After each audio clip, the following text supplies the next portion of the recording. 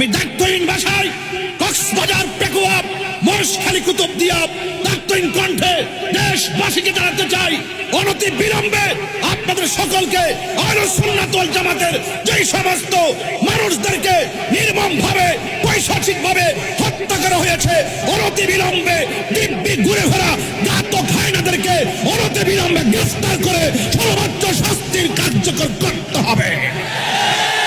আমার মহেশখালীর বাবারা, কুতুবদিয়ার বাবারা, কক্সবাজারের বাবারা, পেকুয়ার বাবারা, ও আমার আম্মারা, যেই বাসায় খাওয়া দাওয়া করলাম, এরা দেখলাম অনেকে ভক্ত, অনেক আগ্রহের সাথে অনেক বেশি রান্না বান্না করে আমাদেরকে মেহমানদারি করেছেন।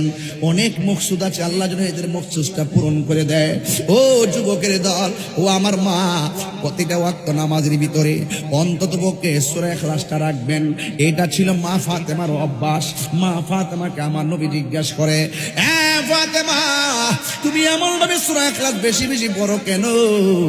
মা ফাতেমা বলেন, ইয়া রাসূলুল্লাহ, ইয়া হাবিবাল্লাহ, নবী গো, এই সূরাটারে আমি বড় ভালোবাসি। আমার নবী, আপনার নবী বলেন, ফাতেমা, এই সূরাটা যারা কিয়ামত পর্যন্ত মহব্বত করে তেলাওয়াত করবে, সকালে 10 বার পড়বে, সন্ধ্যা বেলায় 10 বার পড়বে, আমার আল্লাহ রাব্বুল আলামিন পাঠকদের জন্য জান্নাতের ভিতরে আলাদা করে বালাখানা বানায়া দিবে।